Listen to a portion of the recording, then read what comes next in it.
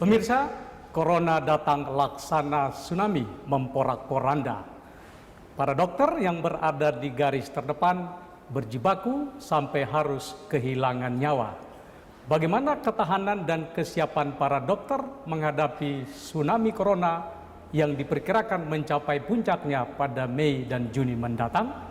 Apa saran dan rekomendasi para dokter kepada pemerintah dan kita semua?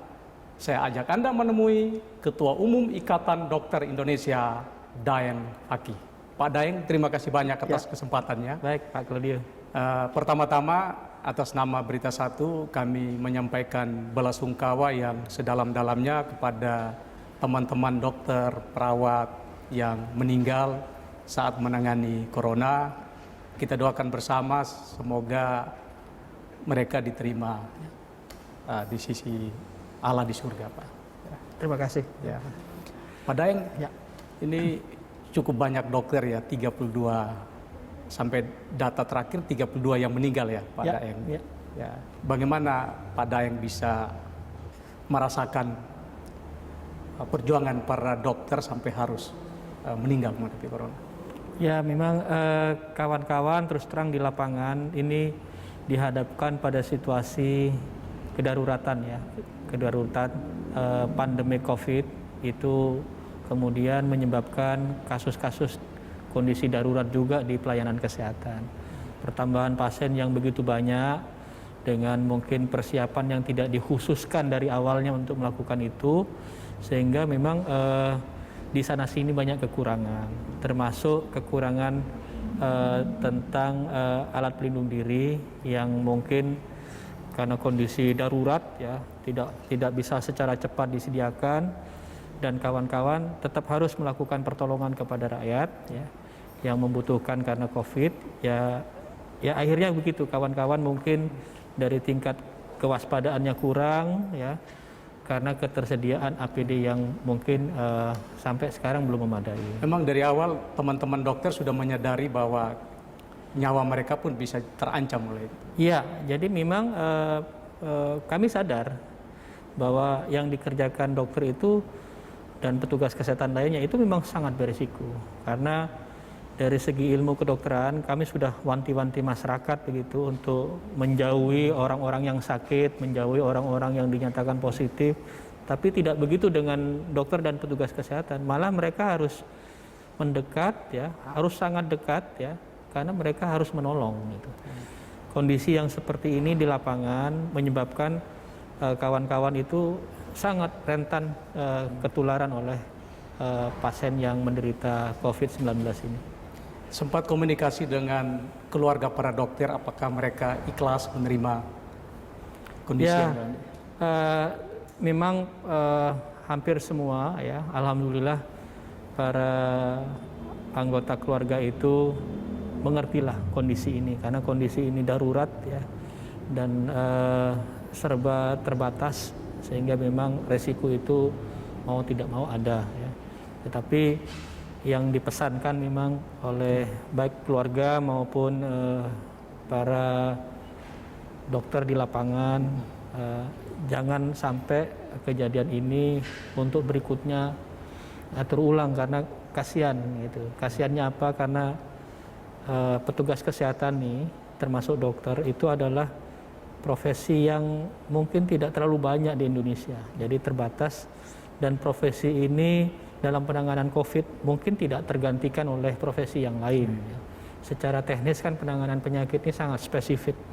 Jadi kalau ini terus terjadi, dokter banyak yang tumbang, petugas kesehatan banyak yang tumbang, itu akan menambah kerumitan dalam pelayanan COVID-19 berikutnya. Karena kan kita tahu pasien COVID ini tambah lama tambah banyak ya. Pertambahannya mungkin sekarang sudah di atas 200 tiap hari. Jadi ya itu yang kami khawatirkan. Bukan hanya kematian seorang petugas kesehatan, tapi penanganan COVID ke depan yang semakin banyak ini. Itu ada kompensasi nggak dari pemerintah untuk para dokter yang meninggal? Alhamdulillah kami dihubungi oleh pihak BNPB, kemudian dihubungi oleh pihak Kementerian Kesehatan lewat Badan PPSDM, kami dihubungi oleh Mandiri untuk memberikan data dokter atau petugas kesehatan yang meninggal karena COVID ya, waktu mereka menjalankan praktek, dan alhamdulillah akan diberikan penghargaan oleh mereka. Dari ID, dari sisi profesi, Ya, teman-teman dokter yang meninggal ini semacam mendapat penghargaan tersendiri. ya, di profesi kami selalu memberikan penghargaan bagi para anggota yang dedikasinya untuk kemanusiaan itu luar biasa. Ya. Penanganan COVID ini adalah mungkin secara khusus kawan-kawan dokter mendedikasikan untuk kemanusiaan, sehingga kami mungkin yang pertama kali akan memberikan penghargaan, meskipun mungkin penghargaan yang diberikan oleh ID tidak berupa materi, tapi penghormatan bagi kawan-kawan yang sudah berjuang di garis depan untuk kemanusiaan.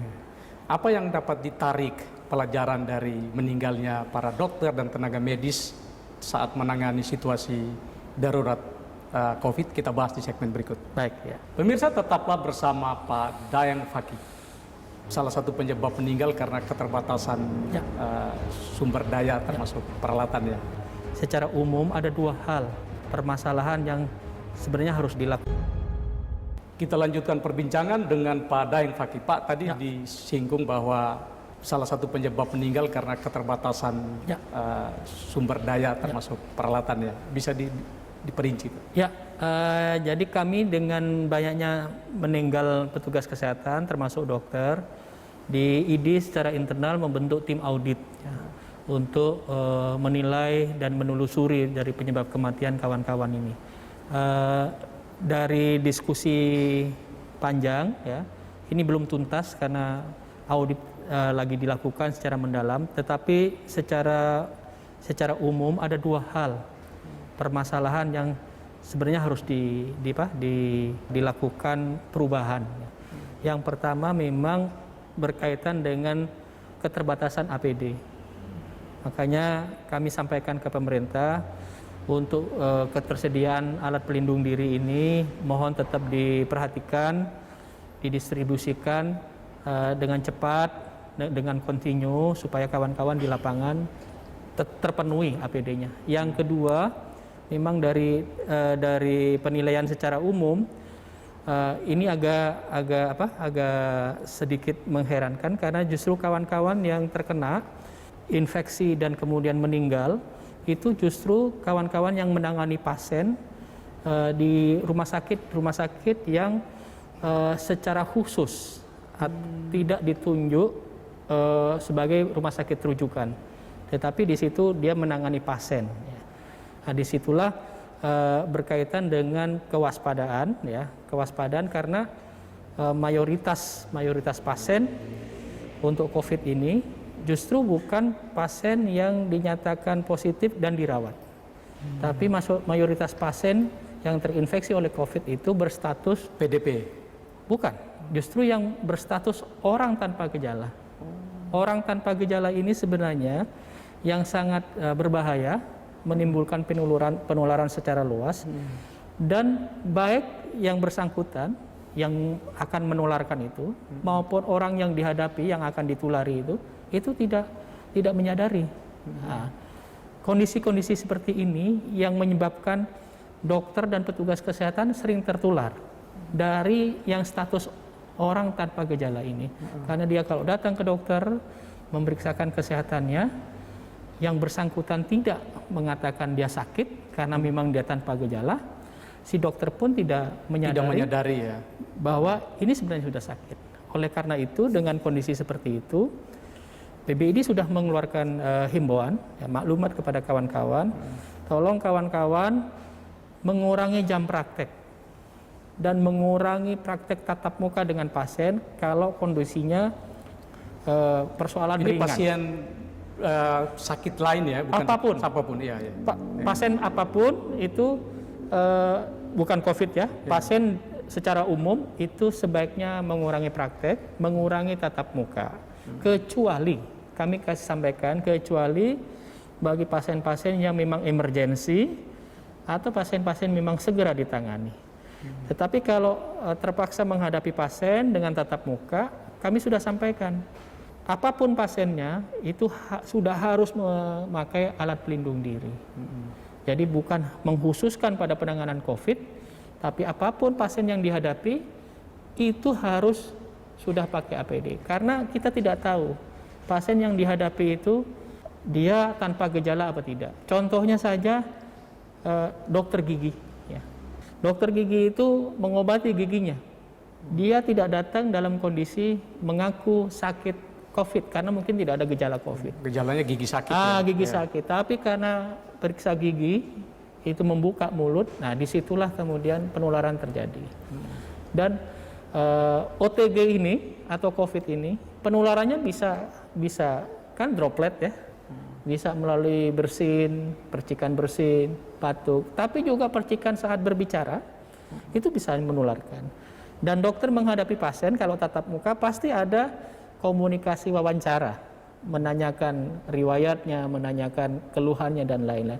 Disitulah kemudian akan berisiko terjadi penularan. Apalagi kemudian dilakukan tindakan pemeriksaan kepada pasien, ya harus.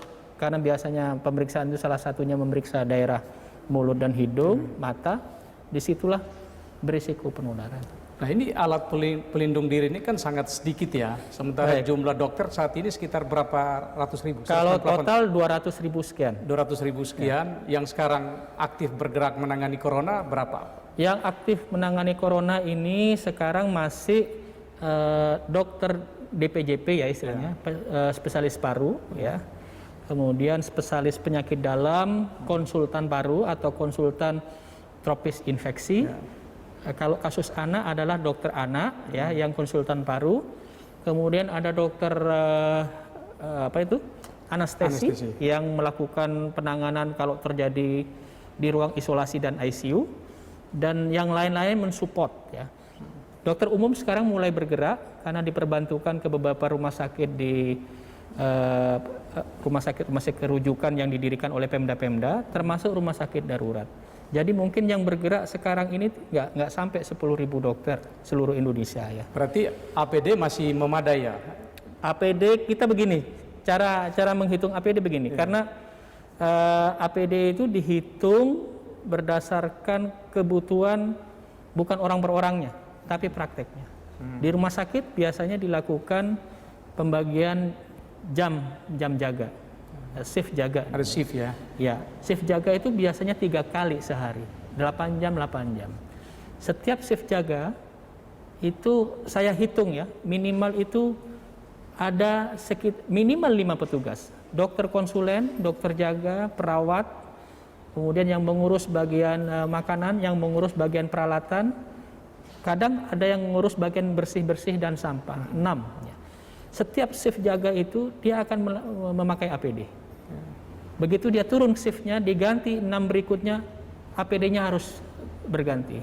Begitu shift yang ketiga harus berganti. Bayangin pasiennya berapa yang dirawat dalam sehari, kemudian perawatannya berapa lama. Perawatannya itu yang 2 minggu jarang. Ya. Biasanya di atas 2 minggu. Jadi memang harus disediakan rutin. Sekarang ini pasiennya banyak, yang diumumkan sudah 4.000 ya. Tetapi sebenarnya yang dirawat lebih banyak dari situ.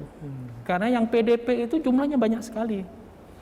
Jadi makanya gelombang yang pertama disediakan oleh pemerintah itu tidak boleh berhenti gitu. Karena sekali pakai APD, begitu shift turun dia disingkirkan APD itu, pakai APD yang baru, naik shift kedua.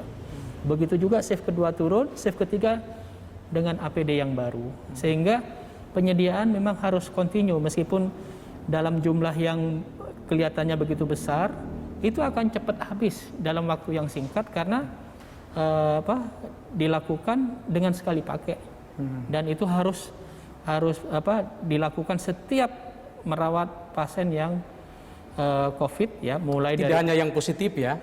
Tidak hanya yang positif ya. Yang PDP yang sudah mengeluarkan gejala itu sudah dilakukan perawatan seperti ngerawat orang yang sudah COVID, dan pakaiannya seperti Itu ngerawat orang. total yang PDP itu berapa seluruh Indonesia, Dok? Saya tidak menghitung, tapi cukup besar. Karena tiap provinsi itu sudah di atas ribuan. Jadi mungkin berapa kali lipatnya dari yang diumumkan positif.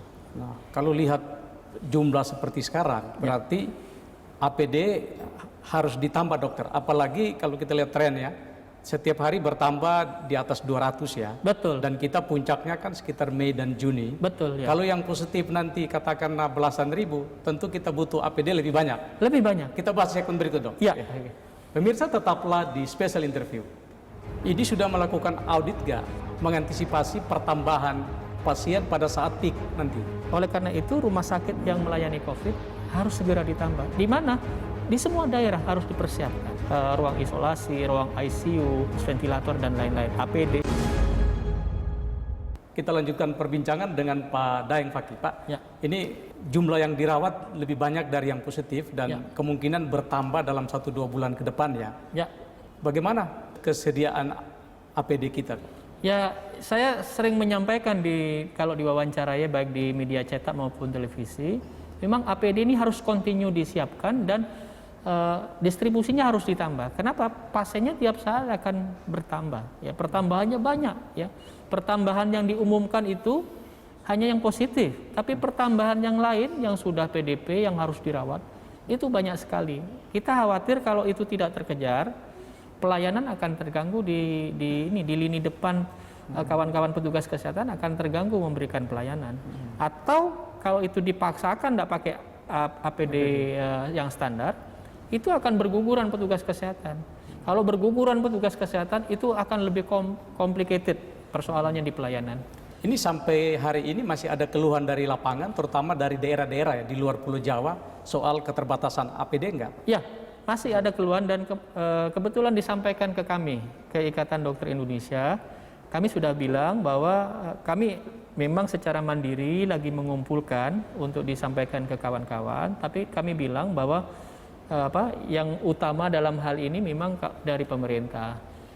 Keluhan kawan-kawan itu yang paling banyak dikeluhkan tadi yang saya bilang, rumah sakit yang bukan rumah sakit pemerintah dan bukan rujukan. Kalau rumah sakit pemerintah dan rujukan itu relatif lebih oke penyediaannya. Tapi rumah sakit swasta ya atau puskesmas ya yang sebenarnya itu kadang-kadang menjadi tujuan pertama pasien COVID itu yang mengeluh. Di Jabodetabek pun rumah sakit dan puskesmas ini masih mengeluh ketersediaan APD. Ada yang sampai merawat misalnya 20 PDP, tapi bantuan APD kesulitan ya.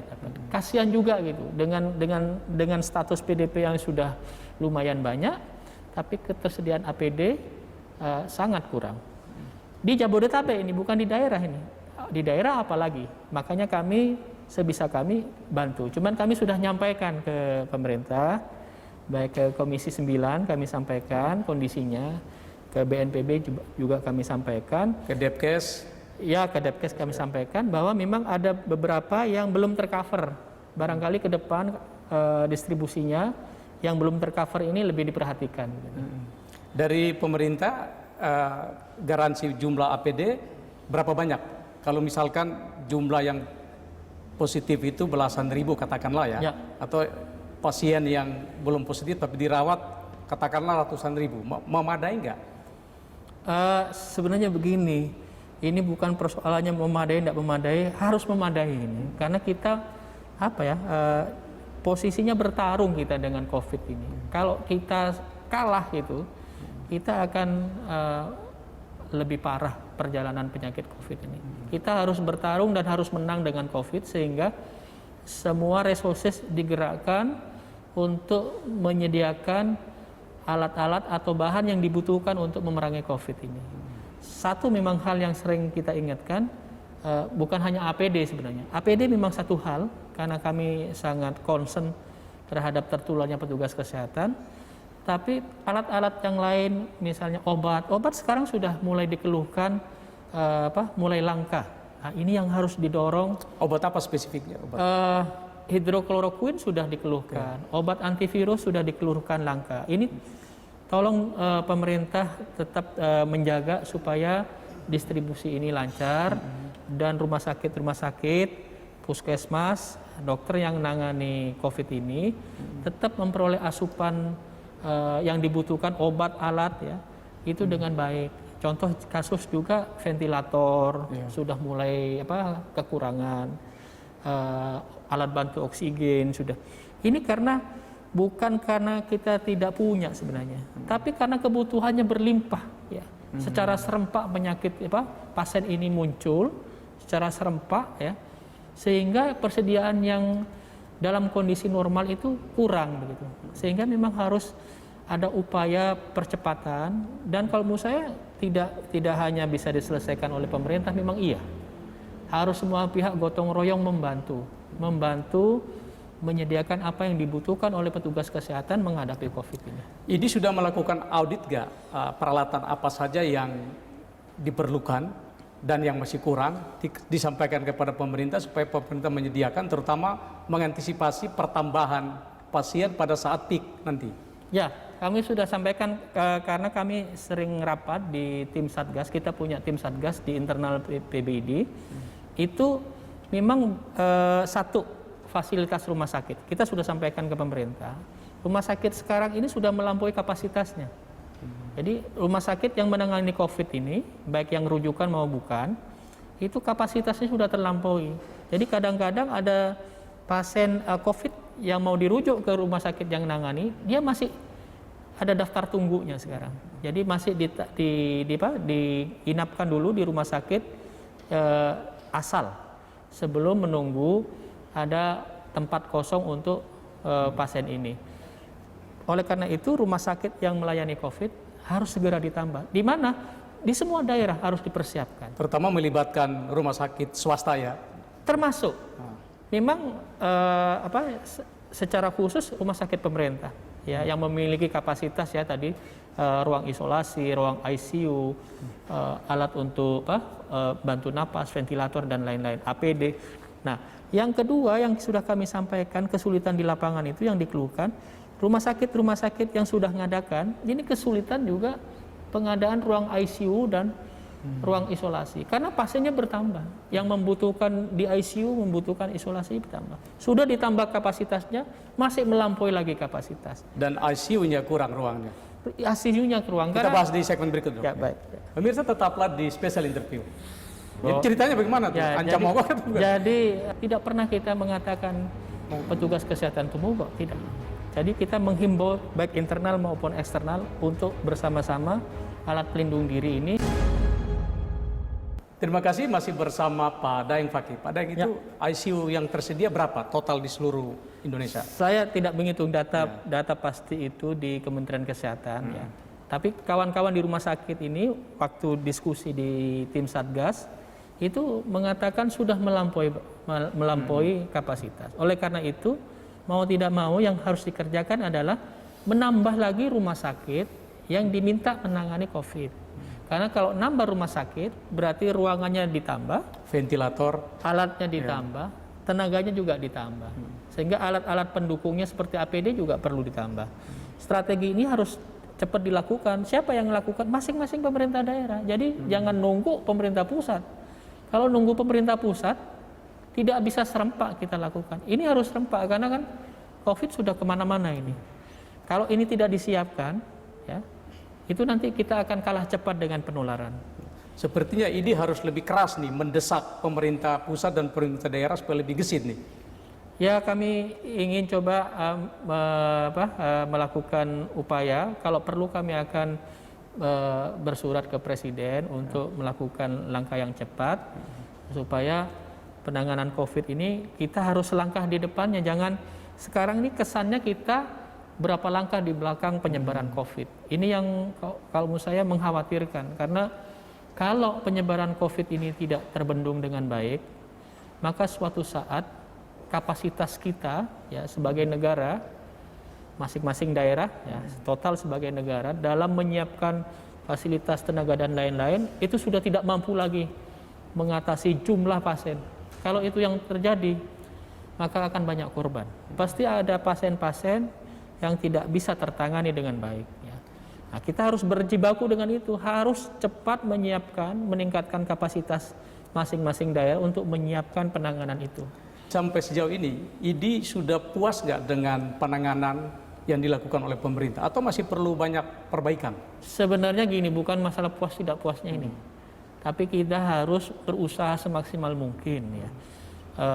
Harus tidak boleh kalah cepat dengan penularan. Itu yang makanya kami selalu memberikan masukan dan wanti-wanti kepada baik kepada pemerintah maupun kepada rumah sakit dan pihak manapun, termasuk pihak keamanan, bahwa strategi pemutusan rantai penularan itu harus cepat dilakukan. Kalau enggak, banyak bertambah terus banyak, fasilitas kita terbatas, dokter terbatas, perawat terbatas, obat terbatas, kalah kita. Kalau kalah, kita kalah cepat, ya, maka akan banyak warga kita yang sakit tidak tertangani dengan baik karena sudah kalah perbandingan antara fasilitas dengan pasien.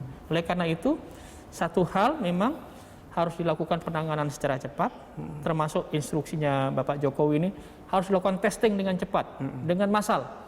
Itu strategis karena tujuannya untuk segera menemukan kasus, memetakan kasus, mana yang harus isolasi, mana yang harus dirawat di rumah sakit, mana yang karantina rumah, dan siapa saja yang harus di tracing cepat ditemukan lagi, di testing lagi, ditangani lagi. Itu yang pertama. Yang kedua, Presiden sudah bilang PSBB ini harus ada pendisiplinan. Karena kalau tidak ada pendisiplinan PSBB ini, maka pelaksanaannya tidak efektif. Saya dua hal ini saya andaikan, penanganan kasus itu menghalau dampaknya, menghalau asapnya, dampak dari api, tapi PSBB yang didisiplinkan ini mematikan penjalaran apinya. Dua hal ini harus sinergi dilakukan oleh pemerintah secara luas, ya, secara masif dan disiplin. Ya. Kalau tidak disiplin, kami khawatir penjalaran api penularan ini akan terjadi, penanganan kasusnya nanti akan kewalahan. Nah, ini bukan soal ini ya puas atau tidak puas, tapi soal kesigapan. Kesigapan. Nah, menurut Pak Daeng, pemerintah sudah sigap atau belum nih? Dari aturan-aturan yang diberikan sebenarnya sudah cukup. Tinggal sekarang menggerakkan dan mengimplementasikan di bawah ini. Jadi pelaksana di bawah untuk sigap, ya, menerjemahkan aturan dan instruksi Bapak Presiden. Karena instruksinya jelas, testing secara luas, deteksi dini secara cepat, ditangani dengan baik. Para dokter tidak merasa perlu untuk tanda kutip mengancam mogok lagi nih? Kita tidak pernah mengancam mogok. Ceritanya bagaimana tuh? Ancam mogok atau bukan? Jadi terus terang kita tidak pernah ancam mogok, cuman kita sampaikan bahwa yang pertama secara internal ke dokter dan petugas kesehatan harus mematuhi SOP pemakaian APD. Jangan sampai para dokter dan petugas kesehatan itu abai dan tidak hati-hati atau tidak waspada, atau malah nekat tanpa pakai APD, nekat, ya, atau abai, dia ikut menangani kasus COVID. Karena kalau dia menangani kasus COVID tanpa APD yang baik, itu otomatis akan segera dinyatakan ODP karena tertular, karena terinfeksi, terpapar. Kalau dia dinyatakan ODP, maka petugas kesehatan tersebut di-grounded, tidak boleh menangani lagi. Dia berpindah status menjadi pasien. Dia akan menjadi beban pelayanan. Bukan membantu pelayanan, tapi menjadi beban pelayanan. Itu secara internal. Yang kedua, pesan yang ingin kami sampaikan sebenarnya, mohon semua pihak membantu petugas kesehatan menyediakan APD. Jadi tidak pernah kita mengatakan petugas kesehatan itu mogok, tidak. Jadi kita menghimbau baik internal maupun eksternal untuk bersama-sama alat pelindung diri ini penting untuk disediakan. Sudah pernah bertemu dengan Presiden untuk membahas soal ini? Tidak, kami koordinasinya masih ke Kepala BNPB dan Kementerian Kesehatan serta Kementerian BUMN. Kami pernah ketemu Pak Erick Thohir, kemudian ke staf kepresidenan. Terus respon dari Pak Erick Thohir gimana? Ya, pada prinsipnya sebenarnya kebijakan yang sudah dilakukan oleh pemerintah dengan penanganan yang cepat, deteksi cepat, kemudian terakhir ini Presiden menekankan lagi testing yang lebih banyak ya. Kalau istilah kami lebih luas dan massal, itu memang strategi yang dilakukan di semua negara untuk selangkah lebih di depannya. Kalau kita selangkah lebih di depannya penularan virus, maka ini gampang terkendali. Gampang terkendali. Tapi kalau kita tidak lebih cepat, kita akan kewalahan, bisa seperti Amerika, Italia dan lain-lain. Kita lanjut segmen berikut, Pak. Baik. Pemirsa, tetaplah di special interview kita. Apa yang harus direkomendasi dari sisi profesi maupun dari kesiapan pemerintah supaya ke depan kita bisa antisipasi. Ini manusia ke manusia. Nggak mungkin kita memberantas manusia. Yang kita lakukan adalah manusia ini tidak. Ya. Kemudian spesialis anak, konsultan paru juga jumlahnya nggak akan sampai 1.000. Kemudian anestesi, ya anestesi itu tidak sampai 2.000. Ya.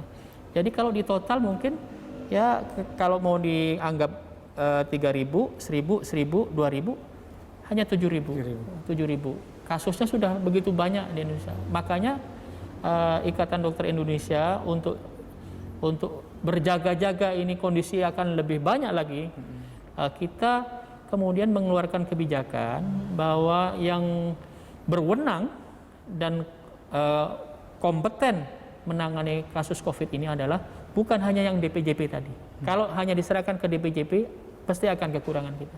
Kita sudah mintakan ke seluruh dokter untuk bisa menangani COVID, ya dengan pelatihan-pelatihan yang sudah kita sarankan ke seluruh jajaran Ikatan Dokter Indonesia.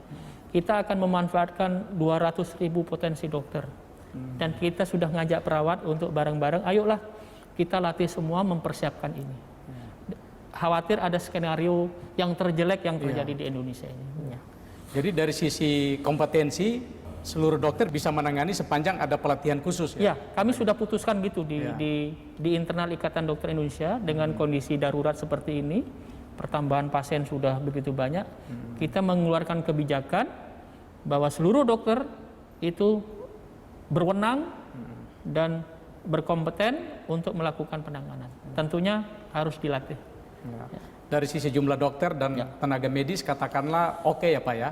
Tapi sejalan dengan itu kan tentu dibutuhkan APD, dibutuhkan sarung tangan atau masker dan lain-lain. Ini dari sisi peralatan medis menunjang kan itu? Ya makanya itu yang saya katakan. Jadi pertanyaannya bukan menunjang atau tidak, ini harus ditunjang. Jadi harus ditunjang. Kami dari segi ketenagaan, ID dan kawan-kawan perhimpunan di bawah ID, kawan-kawan perawat, ya, 5 organisasi profesi kesehatan, itu memiliki kekuatan untuk menyediakan tenaga. Tapi marilah tenaga ini kemudian juga dibantu gitu dengan kebutuhan-kebutuhan untuk mensupport kerjanya, yaitu fasilitasnya. Ya, makanya kami sarankan ke pemerintah itu di semua kabupaten kota itu sudah saatnya sekarang sudah ditunjuk rumah sakit rujukan dan dibuat rumah sakit darurat seperti Wisma Atlet seluruh daerah. Ya, disitulah kemudian tenaga kita bisa mensupport. Ya. Tetapi kemudian harus juga disupport alat-alatnya, alat-alat pendukungnya seperti tadi obat, ya, kemudian untuk oksigen, ventilator, ruang isolasi, ruang ICU, APD itu harus juga sudah disiapkan dari awal supaya kalau terjadi ada kasus bertambah di situ semuanya sudah siap. Ini pelayanan saat ini kan terkonsentrasi pada pasien COVID ya. Nah, bagaimana kesiapan dokter juga untuk menangani pasien yang bukan COVID nih di rumah sakit yang sama nih, misalkan? Ya, kami sudah secara internal sudah memberikan himbauan untuk pasien-pasien yang dengan keluhan ringan, termasuk operasi yang itu elektif istilahnya bisa ditunda. Kami minta ditunda dulu, ya, untuk tidak ke rumah sakit. Ya, kecuali yang emergensi atau yang segera ditangani. Karena khawatir juga satu, fokus penanganan COVID akan berkurang. Yang kedua, pasien-pasien yang mestinya tidak sakit COVID akan tertular, akan cross infeksi tertular. Itu yang kami jaga sebenarnya.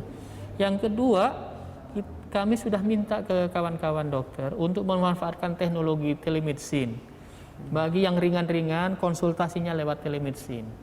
Yang tanpa tindakan, hanya konsultasi untuk menjaga kesehatannya, untuk memonitoring, itu menggunakan teknologi. Jadi tidak mudah datang karena beresiko tertular oleh pasien yang lain. Kemudian kami telah berembuk sebenarnya di profesi untuk pemerintah itu segera melakukan strategi bahwa melakukan penunjukan khusus kepada rumah sakit yang menangani COVID. Yang seperti saya katakan tadi. Karena supaya pelayanan bagi pasien yang lain itu tidak terganggu. Ya. Jadi ditunjuk khususlah Rumah sakit rumah sakit yang menangani COVID. Ya, contoh di Jakarta ini kan ada rumah sakit rujukan COVID, ya, ada rumah sakit darurat untuk COVID. Nah, itu harus ditunjuk sendiri dan dikhususkan untuk COVID. Sehingga rumah sakit yang tidak ditunjuk itu masih memberikan pelayanan yang baik kepada pasien-pasien yang membutuhkan. Karena selain COVID pun itu kedaruratan dan emergensi kasus itu banyak. Sehingga orang-orang ini, saudara-saudara kita juga semua itu jangan diabaikan. Nah, strategi ini yang menurut saya pemerintah harus dorong di masing-masing daerah. Di Jakarta harus didorong. Yang nangani COVID, baik itu rujukan maupun rumah sakit darurat, seperti Wisma Atlet. Di daerah-daerah lain juga mestinya didorong. Mana yang rujukan, mana yang rumah sakit darurat. Karena ini kan ininya beda. Grade gejalanya beda. Kalau rumah sakit yang khusus COVID itu biasanya sudah grade yang gejala berat. Yang rumah sakit darurat itu masih PDP yang dengan gejala yang tidak terlalu berat. Dan ini melihat baru dilakukan di Jakarta ya, provinsi lain baru dilakukan di Jakarta. Kalau saya menilai di Jakarta pun masih kurang nih. Karena masih ada daftar tunggu pasien-pasien yang mestinya harus masuk ke Wisma Atlet dan atau masuk ke rumah sakit rujukan. Mungkin perlu ditambah juga di Jakarta. Di tempat lain itu sudah harus disiapkan strategi ini. Rumah sakit rujukan COVID dan rumah sakit darurat untuk COVID.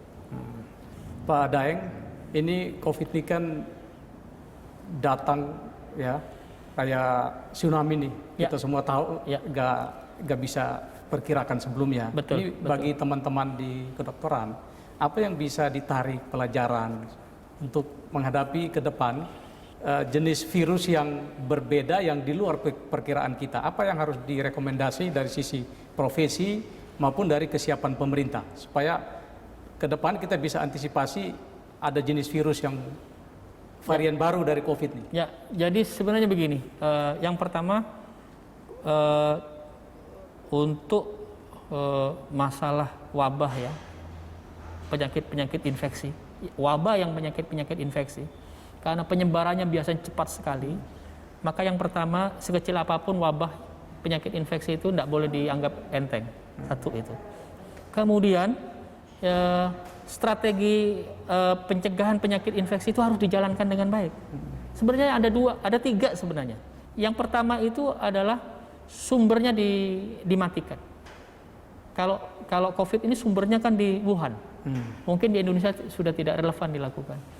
Tapi yang kedua adalah penanganannya harus cepat. Ya, penanganan kasusnya harus cepat. Manajemen penanganan kasusnya harus cepat. Prinsipnya harus cepat ditemukan dan cepat dilakukan penanganan. Makanya apa yang disampaikan Presiden sangat betul. Testing itu harus cepat dilakukan, diperbanyak, diperluas, ya, sehingga dengan testing dilakukan, diperbanyak, diperluas, semuanya tercover, ditemukan semua kasus. Setelah ditemukan semua kasus, di tracing ini, siapa yang kontak dengan kamu? Setelah di tracing, ditangkap lagi, ditemukan lagi. Ya, kemudian yang dinyatakan positif, dilakukan isolasi. Baik isolasi rumah, diawasi, supaya tidak berjalan kemana-mana. Isolasi di rumah sakit, dilakukan terapi, treatment. Itu yang kedua. Yang ketiga, pembatasan penularan. Dengan social distancing itu sebenarnya sudah betul kebijakannya. Tinggal sekarang masyarakat didisiplinkan. Nah, karena perpindahan penularan atau penyebaran penularan itu tidak melalui vektor. Untuk COVID ini tidak ada vektor. Jadi lewat nyamuk, lewat tikus, tidak. Kalau lewat vektor gampang, vektornya diberantas. Ini manusia ke manusia. Nggak mungkin kita memberantas manusia. Yang kita lakukan adalah manusia ini tidak ketemu manusia lainnya. Kalau ini serempak kita lakukan, ya, pasti kita akan sukses melakukan percepatan penanganan. harus cepat lakukan. Tadi dan ini sudah dicanangkan semua oleh Presiden. Testing harus dipercepat, diperluas. PSBB harus didisiplinkan. Satu hal lagi, data. Pelajaran kita ini di data. Bagaimana kita melakukan tracing, melakukan penanganan kasus, melakukan prediksi ke depan kalau kita data tidak memiliki. Dan untuk memiliki data yang lebih besar, lebih banyak dan lebih komplit, strategi yang disampaikan Bapak Presiden, testing dilakukan secara luas, itu jawabannya. Testing itu besar maknanya. Kita akan memperoleh data yang sebesar-besarnya. Dengan data kita akan bisa memprediksi kapan ini puncaknya, kapan akan berhenti, bagaimana kita melakukan intervensi. Tapi dengan data yang diperoleh dengan testing ini, kita juga bisa melakukan tracing dengan baik, dengan tepat. Juga kita bisa melakukan penanganan isolasi itu dengan baik. Pak Daeng, terima kasih atas kesempatannya. Baik, ya.